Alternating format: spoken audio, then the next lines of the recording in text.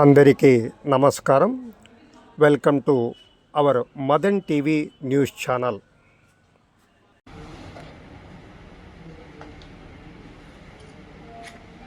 కూటమి ప్రభుత్వము అధికారంలోకి వచ్చిన తర్వాత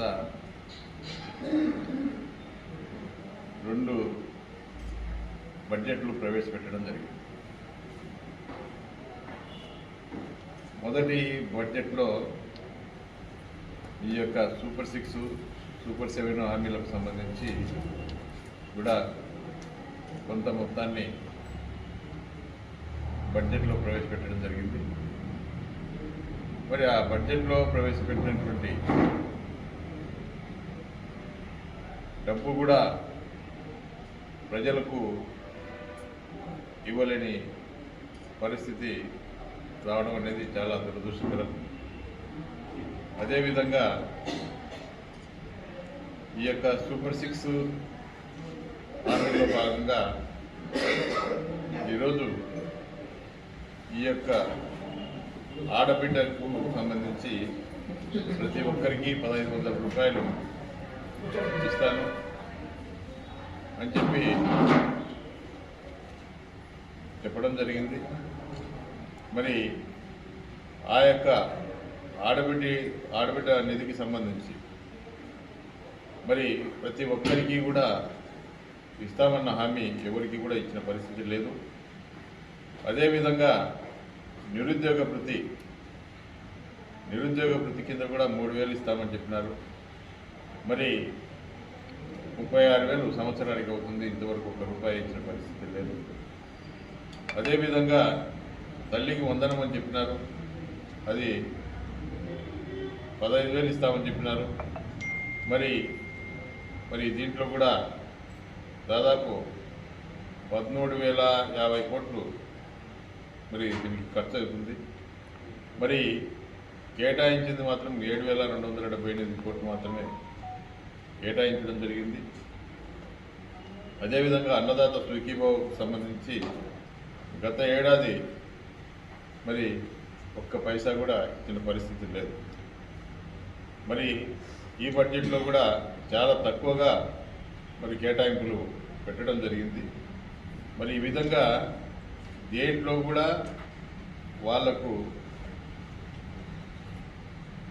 ప్రజలకు ఇస్తామన్న హామీల్లో ఏ ఒక్కటి కూడా నెరవేర్చకుండా కేవలం ప్రజలకు మాయమాటలు చెప్పి కాలయాపన చేస్తూ ఎవరైనా కూడా సోషల్ మీడియాలో కానీ ఎలక్ట్రానిక్ మీడియాలో కానీ ఏదైనా కూడా ఈ యొక్క సూపర్ 6 ఏమైంది, సూపర్ 7 ఏమైంది అని ప్రశ్నించే వారిని గొంతులకే కార్యక్రమం కూడా చేయడం జరుగుతూ ఉంది. చంద్రబాబు నాయుడు ఏమో మరి నేను సంపద సృష్టిస్తాను, ఆ సంపద ద్వారా ఈరోజు హామీలన్నీ కూడా నెరవేరుస్తానని చెప్పి దిక్కు చెప్తా ఉన్నారు. సంపద అంతా కూడా పరులపాలవుతూ ఉంది. ఈరోజు మన నియోజకవర్గం విషయానికి చూస్తే ఈరోజు నియోజకవర్గంలో వచ్చిన సంపద అంతా కూడా దోపిడీకి గురవుతూ ఉంది. మరి ఈ విధంగా రాష్ట్ర వ్యాప్తంగా కూడా ఈ యొక్క సంపదనంతా కూడా తెలుగుదేశం పార్టీ నాయకులు దోచుకుంటూ పోతాయి. మరి ఏ విధంగా సంపద సృష్టిస్తారు, ఏ విధంగా ఈ యొక్క సూపర్ 6 హామీలు ఏ విధంగా అమలు చేస్తారు, మరి దీనికి సమాధానం చెప్పవలసిన బాధ్యత ప్రభుత్వం మీద ఉంది. మరి ఈరోజు చూస్తూ ఉన్నాం, ఈరోజు మైనింగ్కు ప్రతి సంవత్సరం కూడా ఒక ఇసుక ధరనే దాదాపు 700 కోట్లు ప్రభుత్వానికి రెవెన్యూ వచ్చింది.